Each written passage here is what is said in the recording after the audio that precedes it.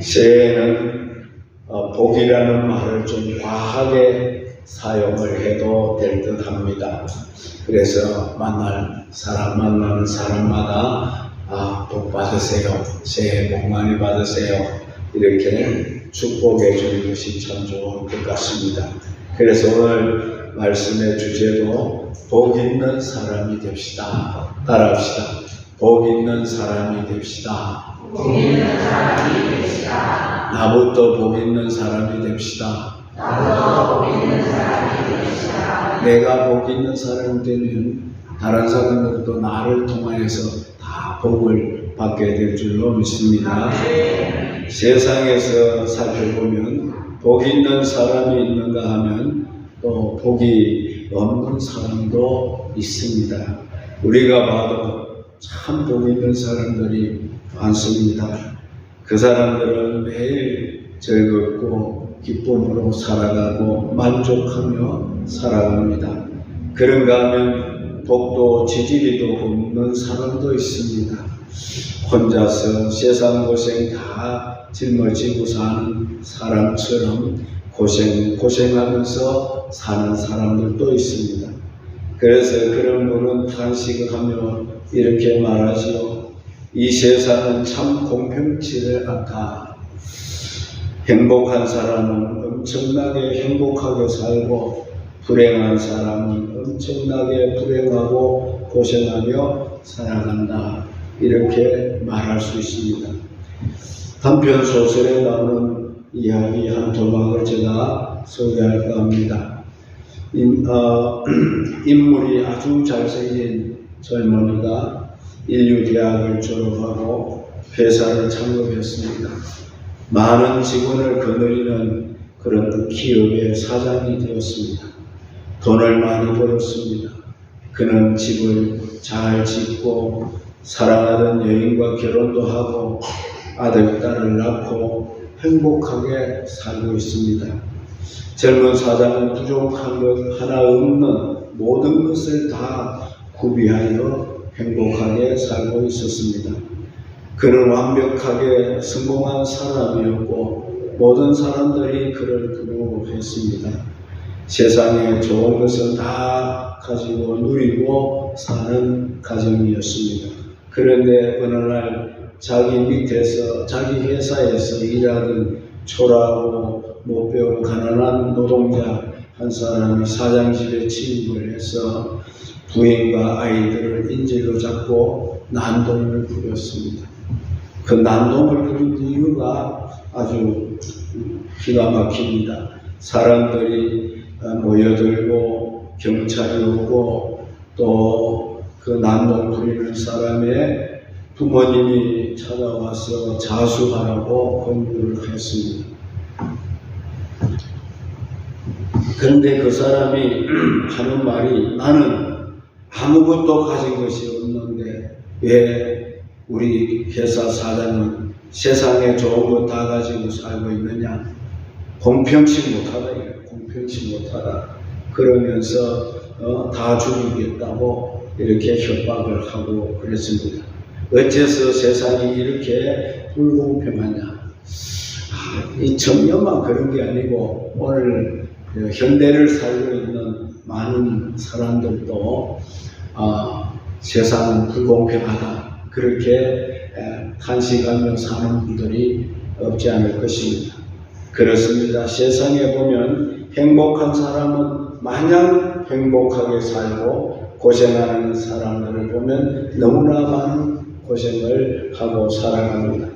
한쪽에는 어두움이 있는가 하면 다른 한쪽은 또 밝음이 있습니다. 한쪽에는 웃음이 있으면 또 다른 쪽에는 슬픔이 있는 것입니다. 선이 있고 악이 있고 높음이 있고 낮음이 있고 또 추위가 있으면 더위가 있고 낮이 있으면 밤이 있는 것입니다.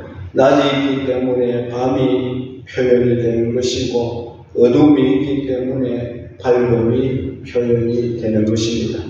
오늘 본문을 보면 바로 이 같은 이치를 설명해 주고 있다고 봅니다. 시편 1편은 시편 150편이 아닙니까? 시편은 150편으로 구성되어 있습니다. 시편 150편 전체의 서문 같은 것이 바로 시편 1편이라고 봅니다. 여기 보면 악한 사람과 선한 사람 두 인간상을 통해서 복 있는 사람과 복 없는 사람의 모습을 보여주고 있습니다. 여러분, 복이 무엇이겠습니까? 여러분은 복이 뭐라고 생각합니까? 우리가 새해가 되면 사람들에게 복 많이 받으세요, 복 많이 받으세요 이렇게 하는데 복이 뭔지 알고 복 많이 받으라고 해야 안 되겠습니까? 흔히 사람들은 복을 말할 때에 오래 사는 것, 부하게 살고 아들 많이 낳는 것, 이걸 복이라고 옛날 어른들은 말하고 있습니다. 그래서 옛부터 복이라고 할 때에 수, 부, 기, 다, 남이라 이렇게 말했죠. 이것은 복은 이것도 이제 복은 복입니다. 오래 사는 것 누구나 다 원하고 있습니다. 아무리 연세 높은 어른에게도 그 어른 입으로는 나는 빨리 죽어야 된다 그래도 자식이 아버지 빨리 죽으세요 그러면 아주 기분이 나빠서 화를 내게 될 것입니다. 노인이 빨리 죽고 싶다. 그것은 하나의 구호처럼 그렇게 여러분이 생각해야 됩니다. 진짜 죽으라 하면 큰일 납니다. 오래 사는 것은 누구나 다 원하고 있는 것입니다. 부하게 살고 귀하게 사는 것도 다 사람은 원하고 있습니다. 기왕이면 딸 많은 것보다 아들 많은 것을 선호했던 우리 조상들입니다. 그러나 요즘은 그렇지 않습니다. 딸이 많아야 됩니다. 딸이 많아야 그 집이 좋은 거예요. 아니, 아들, 딸 차별을 하면은 안 되겠지요. 그렇다고 해서 이런 것을 꼭 복이라 우길 필요는 없습니다. 오래 사는 것이 어떤 사람에게는 욕이 될 수도 있고 저주가 될 수도 있습니다. 부하게 사는 것도 어떤 사람에게는 그 부가 화가 될 수가 있습니다. 아들이 많거나 딸이 많은 것도 반드시 복일 수만은 없습니다. 모두가 다 효자가 되고 효녀가 되면 복이지만 그 중에 하나라도 깡패가 있다든지 교도소나 들락거리면서 들락거리는 자식이 있다면은 그때는 부모가 무자식이 상팔자구나 이런 탄식을 하게 된다는 것입니다. 그래서 이와 같은 복을 사람들은 외형적인 복이라고 합니다. 이것이 세상 사람들이 말하는 복의 개념이라는 것입니다. 그러나 우리 신앙인들은 이보다 더 진지한 면에서 복을 생각하고 소망하고 바라봐야 할 줄로 믿습니다. 그러면 무엇보다 우리가 근본적인 복이 무엇인가를 깨닫는 것이 중요합니다. 여기서 말하고 있는 복은 아셀이라는 복입니다. 아셀은 하나님의 임재를 가리키는 것입니다. 하나님의 임재란 하나님이 나와 함께 하시니라 그런 뜻입니다. 즉 하나님의 임재가 우리에게 복이라는 것입니다. 이 말은 사람이 아무리 오래 살고 아무리 귀하게 살아도 하나님을 모르고 살면 그것은 복이 아니라는 그런 말씀이 되겠습니다. 그러나 성경이 말하는 참된 복은 개인적으로나 국가적으로나 하나님이 범사에 함께해 주는 이것이 바로 복이라고 말씀하고 있습니다. 내가 아무리 유능하고 부유하고 성공을 했지만 하나님과 아무런 상관없는 부와 성공은 우리에게 결코 복일 수가 없다라는 것입니다. 하나님이 나에게서 떠나가 버리시면 나는 아무 소용없는 한낱 인생에 불과할 뿐이기 때문입니다. 사울을 보시기 바랍니다. 사울은 왕입니다. 그가 왕이 되고 왕자에 앉아서 천하를 호령하는 권세를 누렸지만 어느 날 하나님이 그에게서 떠나가 버렸습니다. 하나님이 그에게 함께 했을 때는 이 사울이 승승장구했습니다. 그러나 하나님이 떠나가 버렸습니다. 그러자 그 순간부터 그는 정신병자가 되고 나중에는 그 마음이 병들고 정신이 병들어 마침내 폐인이 되고 말았던 것입니다. 그래서 본문에서는 인간이 누릴 수 있는 진정한 복에 대해서 말씀을 하고 있습니다. 이제 복 있는 사람에 대해서 몇 가지를 살펴보겠습니다. 첫째는 악인의 꾀를 쫓지 않는 사람이 복 있는 사람이라고 했습니다. 감옥에 들어간 사람들 상대로 조사를 해본 결과가 있습니다. 자발적으로 혼자 죄를 지은 사람들은 적다는 것입니다. 대부분 누군가와 함께 죄를 지은 사람들이 감옥에 오더라는 것입니다. 혼자서는 죄를 짓기가 어렵습니다. 그래서 대부분의 죄에는 공범이 있게 마련이라는 겁니다. 마치 고구마를 캘 때에 고구마 줄기를 잡아 올리면은 줄줄이 그 고구마가 달려 올라오듯이 죄인 한 사람을 잡으면 줄줄이 죄인이 달려서 올라오게 되어 있다는 것입니다. 이들은 모두 다 악한 사람의 꾀를 쫓다가 죄를 짓게 된 사람들입니다. 사람이 이렇게 악한 사람의 꾀에 빠져서 죄를 짓게 되면 평생 쌓아올린 공동탑이 하루아침에 와르르 무너지고 마는 것입니다. 요즘도 공직자들이 많이 구속되는 것을 보지만은 그 사람들도 혼자서는 그런 죄를 짓지 않습니다. 거기에는 여러 가지 요인이 있겠습니다만은 악한 사람의 꾀에 빠져서 그 꾀를 따르다 보니까 결국은 그가 일생 동안 쌓아올렸던 그 모든 것이 일순간에 무너지고 마는 것입니다. 무너져 내리는 것만 문제가 아닙니다. 그렇게 해서 혹시 지위도 없고 물질도 없고 욕망도 채웠다 할지라도 사람이 그 지경이 되면 반대로 하나님을 잃어버리게 된다는 것입니다. 우리에게는 이것이 무서운 일입니다. 세상 것을 얻는 대신에 우리가 하나님을 잃어버리는 것입니다. 여러분, 가난할 때는 사람이 정말 믿음으로 살려고 하고 주일 성수를 하려고 하고 하나님 뜻대로 하려고 노력하고 살지만 그렇게 그 사람이 성공하고 나면 점점 교회와 멀어지는 사람이 있습니다. 주일도 잘 안 지키고 예배에도 잘 참석하지 않고 기간 모임에도 빠지고 그러다가 나중에 하나님께서 그를 치시면 그가 또 울고불고 회개하고 돌아오게 되는 그런 사람들을 많이 봅니다. 오늘 우리는 잘 될 때에 잘해야 됩니다. 잘 될 때에 조심해야 됩니다. 잘 될 때에 더 겸손해야 됩니다. 잘 될 때에 하나님을 더 의지해야 됩니다. 그렇지 않고 조금 잘 되면은 그만 마음이 해이해져서 세상 따라 마귀 따라 살다가 하나님 앞에 큰 매를 받게 되는 것입니다. 그래서 복 있는 사람은 이 같은 악인의 꾀를 따르지 않는 사람이 복이 있는 사람이라는 겁니다. 이것을 단호히 끊을 수 있는 용기 있는 사람이 복 있는 사람이라는 것을 말씀하고 있습니다. 두 번째는 죄인의 길에 서지 않는 사람이 복 있는 사람이라는 말입니다. 잘못을 저질러야만 죄인 되는 것이 아닙니다. 여기서 말하는 죄는 근본적인 죄 중에 죄는 하나님을 거역하는 죄라는 것입니다. 소크라테스는 무지가 죄 가운데 가장 큰 죄라 이렇게 말했습니다. 그래서 아는 것이 뭐다? 힘이다 라고 했습니다.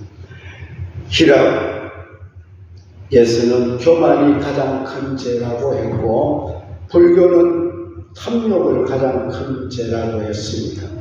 또 유교는 효도, 불효를 가장 큰 죄로 보고 있습니다. 세상은 어떻습니까? 살인을 가장 큰 죄로 봅니다. 그런데 성경에서는 하나님을 모르는 것, 하나님을 알지 못하는 것, 이걸 가장 큰 죄로 취급하고 있습니다. 우리가 하나님을 모르고 거는 그 자체가 죄입니다. 우리가 하나님을 모르면 죄인의 길에 설 수밖에 없습니다. 사람들이 그렇게 해서 넘어지기도 하고 실패하기도 하는 겁니다. 진정한 그리스도인이 되려고 하면은 세 가지 측면에서 자신을 잘 돌아보아야 합니다. 그 하나는 내가 생각하는 나 자신의 모습이라는 겁니다. 내가 나를 볼 때에 무엇보다도 진실해 보여지고 있느냐? 나는 내가 볼 때에 내 자신이 진실한가? 이것을 여러분 늘 살피고 살아야 된다는 것입니다. 두 번째는 다른 사람이 보는 나의 모습입니다. 남들이 나를 어떻게 보아주느냐? 이것도 대단히 중요한 것입니다. 또 자신이 자신을 아무리 잘 보아도 그것은 편견일 수가 있습니다. 그리고 세 번째는 하나님 앞에 서 있는 나 자신의 모습이라는 겁니다. 사람은 자기 양심으로부터 인정을 받고 사람들로부터도 인정을 받아야 하지만은 무엇보다도 하나님으로부터 인정받는 것이 대단히 중요한 줄로 믿으시기 바랍니다. 하나님이 인정해 주셔야 됩니다. 모든 사람이 다 인정을 해 준다 하더라도 하나님이 나를 인정해 주지 아니하면 나는 아무 소용이 없는 겁니다. 많은 사람들이 하나님 앞에 갔을 때 주여 주여 나를 잘 아시지요. 나는 너를 도무지 알지 못한다. 불복을 행한 자여 나를 떠나가라. 이렇게 말씀하지 않았습니다. 나는 하나님을 잘 알고 있지만 하나님은 나를 모르신다고 하면 이게 얼마나 기가 막힐 일입니까? 여러분, 내가 하나님을 잘 알고 있듯이 하나님도 저를 잘 알아보시도록 우리는 그렇게 살아가야 할 줄로 믿습니다. 복 있는 사람은 하나님을 향해서 열린 마음을 지니고 살아가야 한다는 것입니다. 그 다음에 세 번째는 오만한 사람과 사귀지 않는 사람이 복 있는 사람입니다. 여기 오만이라는 말은 하나님을 부인하는 사람입니다. 하나님이 어디 있어? 그런 거짓말 하지 말어. 하나님이 어디 있냐? 하나님이 있으면 되는데 보여달라. 그러면 나도 하나님을 믿겠다. 이렇게 말하는 사람이 많습니다, 여러분. 하나님을 무시하고 하나님의 섭리나 심판이나 은총도 무시하는 사람을 오만한 사람이다. 오만하다. 이렇게 말합니다. 사실 이런 사람이 세상에서 가장 무서운 사람이 되는 것입니다. 신의 존재나 심판을 믿지 않는 사람은 무슨 짓이든지 서슴없이 할 수 있는 그런 사람이 됩니다. 역사를 보면 이런 사람들이 많이 등장합니다.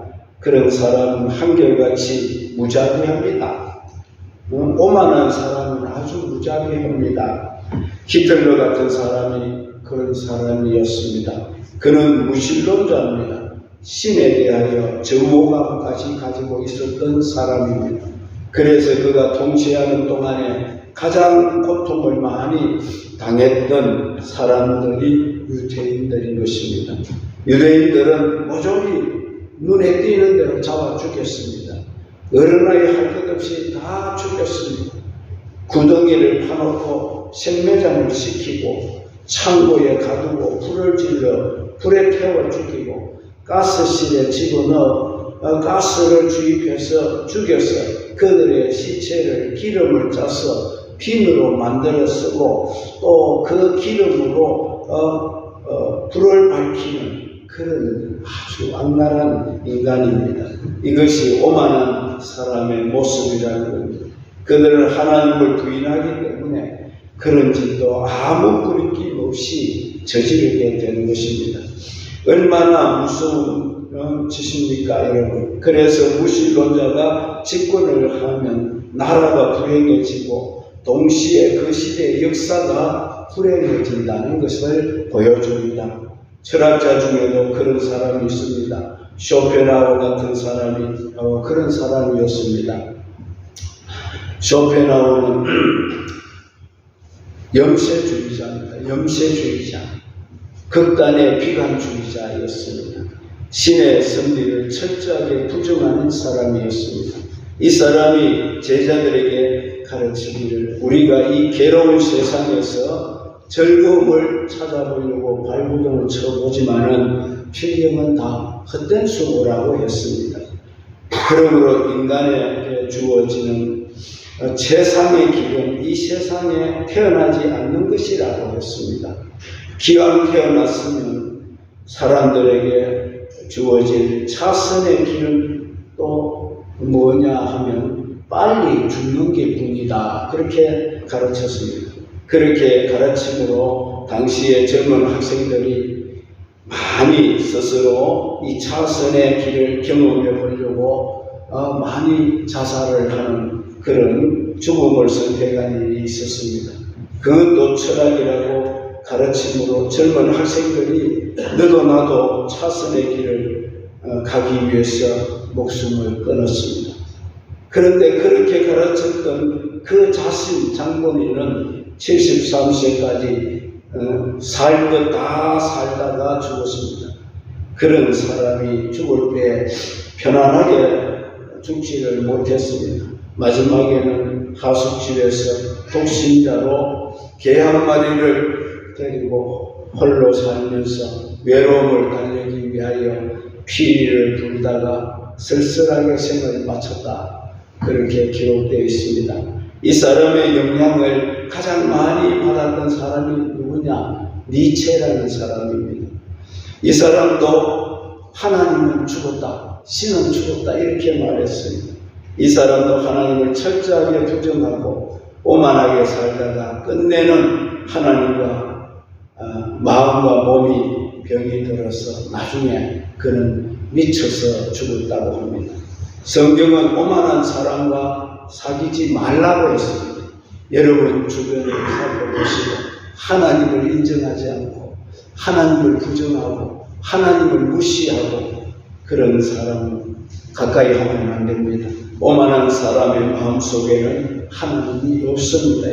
그 사람에게는 오직 병든 자아만 있을 뿐인 것입니다. 그 병든 자아가 잘못 움직여질 때는 이렇게 자기 자신에게 뿐만 아니고 남들에게까지 무속은 피해를 입히는 자가 바로 오만한 자라는 겁니다. 그래서 무신론자와 비관주의자들은 별재주를 다 가지고 있다고 해도 그들은 권세를 가지면은 절대로 안 됩니다.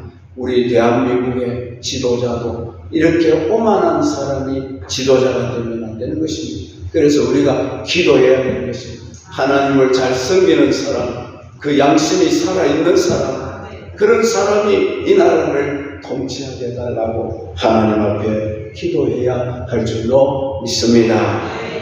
네 번째는 하나님의 율법을 즐거워하고 그 율법을 묵상하며 사는 사람이 복 있는 사람이라고 했습니다. 누가복음 11장 28절에 하나님 말씀을 듣고 지키는 자가 복이 있도다. 주님이 그렇게 말씀하셨지요. 계시록 1장 3절에도 이 말씀을 읽는 자와 듣는 자들과 그 가운데 기록된 것을 지키는 자가 복이 있나니 때가 가까웠습니다라고 했습니다. 그리고 시편 119편 103절에도 보면 주의 말씀의 맛이 내게 어찌 그리 단지요 내 입에 물보다 더 단이다 이렇게 말씀하고 있습니다. 그래서 다윗은 수시로 그 말씀을 묵상하였습니다. 다윗은 시간만 나면은 그 말씀을 묵상하였다고 합니다. 이 사람이 복 있는 사람인 줄 믿습니다. 여러분 성경을 많이 읽으시기 바랍니다. 성경을 많이 묵상하시고 성경을 암송하시고 성경을 많이 써보시고 저도 학교 다닐 때는 성경을 너무너무 많이 읽었습니다. 그때 참 성경 안 읽어놓았으면 지금 어떻게 하느냐. 지금 눈도 막 좋지 않아서 성경을 읽을 수가 없습니다. 몇 장만 읽으려고 그만 눈이 또 아파가지고 일치를 못해요. 그 옛날에 읽어놓던 성경이 설교를 준비하면 그 성경 구절들이 막 떠오르는 거예요. 그래서 거기에 합당한 성경 구절을 갖다 이렇게 붙이게 되고, 이렇게 되는 것을 볼 때 참 성경을 눈 밝고 젊었을 때 많이 읽어라. 할렐루야. 성경은 읽어야 됩니다. 덮어놓으면 아무 역사가 일어나지 않습니다. 성경을 펴서 읽으면 성경은 살아서 역사하는 운동력이 있는 하나님의 말씀이 될 줄 믿습니다. 영국에서 청교도들을 이끌고 종교 전쟁을 일으켰던 이 크로멜이라는 사람이 있었습니다. 이 사람은 전쟁터에서도 주머니에 작은 성경을 넣고 다니면서 틈만 나면은 성경을 읽고 그 성경을 묵상하고 그 성경에 의지해서 하나님 앞에 기도하며 하나님의 도움을 구했습니다. 한 번은 적의 총탄을 맞고 쓰러졌는데 자기는 죽은 줄 알았다는 겁니다. 나중에 보니 가슴에 총탄을 맞았어요. 그런데 정신을 차리고 보니 주머니에 넣어놓았던 성경책의 총알이 탁 박혀있더라고요. 그래서 그가 말하기를 하나님의 말씀이 내 육신의 생명도 살렸고 내 영혼의 생명도 살렸다. 그런 말을 했습니다. 전쟁 중에도 말씀을 묵상하며 말씀에 의지해서 도움을 구하는 모습이 얼마나 진지하고 얼마나 복됩니까, 여러분? 여러분들도 하나님의 말씀을 손에 놓지 마시고 그 말씀을 붙들고 사시기를 바랍니다.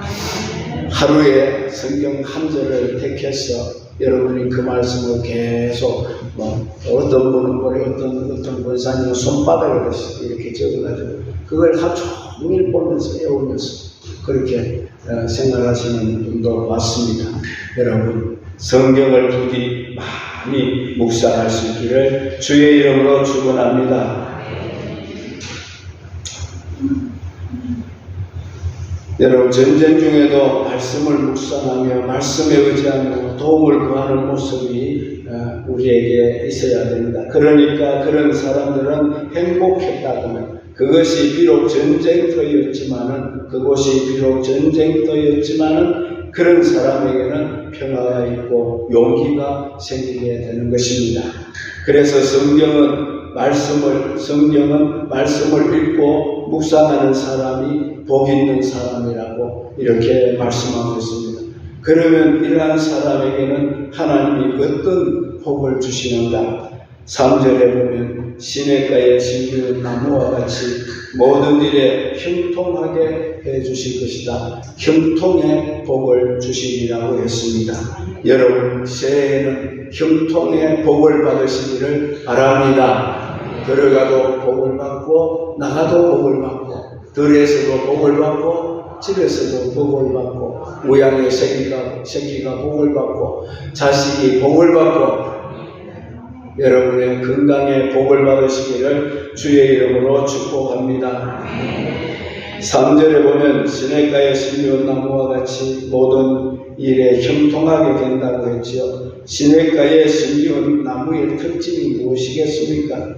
그 시냇가에 심겨진 나무는 원래부터 시냇가에 처음부터 심겨진 나무가 아니라고 합니다. 원문에는 그 나무는 시냇가에 심겨진 나무는 어디선가 이렇게 떠와서 뽑아와가지고 그 시냇가에 옮겨 심었다 그런 뜻이라고 하는 것입니다.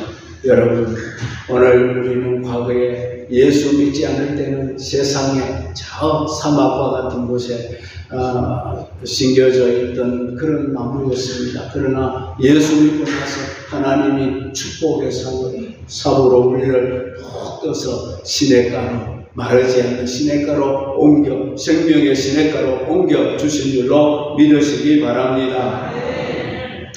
시냇가에 심기운 나무의 특징이 뭐냐? 가뭄이 와도 걱정이 없다는 거예요. 예, 믿습니까? 가뭄이 와도 걱정이 없다. 예, 걱정이 없는 사람만큼 복 있는 사람이 또 있겠습니까? 여러분 여기 걱정 없는 사람 한번 손들어 보십시오. 나 아무런 걱정이 없어. 그런 분 있습니까? 한 사람도 없을 것 같아요. 그러나 우리가 예수 안에 살면 걱정이 없습니다. 왜냐하면 걱정을 막 하다가도 끝까지 하나님께 맡기자. 그러면 그 순간에 걱정이 사라져요. 내가 이걸 해결하려고 하고 내가 이 문제를 해결해야 되겠다고 내 힘으로 해야 되겠다고 하다가 보니까 걱정이 생기고 염려가 생기고 근심이 생기고 잠이 오지 않고 그렇습니다. 다시 하나님께 맡겨버리자. 하나님께 맡기고 기도하십시오. 믿습니까? 그러면 하나님이 여러분의 모든 걱정거리를 맡아주십니다. 누가 내 걱정 근심을 대신 맡아줄 분이 있습니까? 아무도 없습니다. 세상에는. 그러나 하나님은 가지고 오라고. 수고하고 무거운 짐진 자들아 다 내게로 오라. 내가 너희를 쉬게 하리라. 하나님은 다 맡아주신대. 다 맡아주실 수 있는 넉넉하신 분이 하나님이십니다. 내 문제 저분은 해결할 수가 없을 것이다. 그런 분이 아닙니다. 하나님은 무엇이든지 구하면 얻으리라고 했습니다. 무엇이든지 하나님께 맡기면 하나님이 해결해 주신다고 했습니다. 이것을 확실히 믿으시고 하나님께 나의 모든 염려 걱정을 다 맡기시기 바랍니다. 시냇가에 심겨져 있는 나무는 걱정이 없습니다. 여러분이 하나님에게 뿌리를 받고 있으면 걱정이 없습니다. 무엇을 먹을까? 무엇을 마실까? 무엇을 입을까? 걱정할 필요가 없습니다. 전쟁이 터지면 어떡하나? 걱정할 필요가 없습니다. 전쟁 가운데서도 하나님은 우리를 보호해 주실 줄로 믿습니다.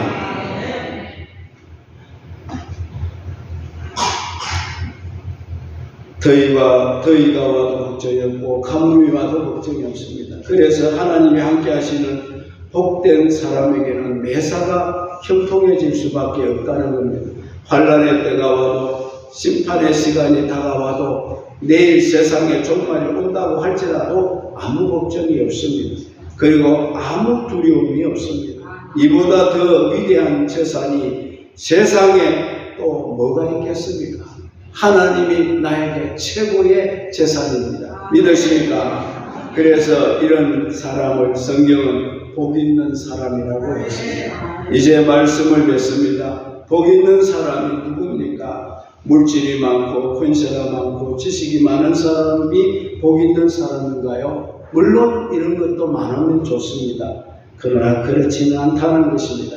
참으로 복 있는 사람은 악인의 꾀를 따르지 않는 사람이 복이 있다. 악한 자가 꾀를 부려서 내 꾀에 같이 함께하자. 그런데 쫓아가지 않는 사람, 죄인의 길에 서지를 않는 사람, 오만한 사람과 사귀지 않는 사람이 복이 있고 하나님의 율법을 즐거워하고 그 율법을 주야로 묵상하며 사는 사람이 세상에서 가장 복이 있는 사람인 줄 믿으시기 바랍니다. 그러므로 여러분들은 이 금년에 악인의 꾀를 멀리하시기 바랍니다. 죄인의 길을 멀리하시기 바랍니다. 오만한 자를 멀리하시기 바랍니다. 대신에 하나님을 가까이 하고 하나님 말씀을 주야로 묵상하면서 살아가실 때 복 있는 사람이 될 줄로 믿습니다. 복은 내가 만들어야 되는 것입니다. 복은 누가 주는 것이 아닙니다.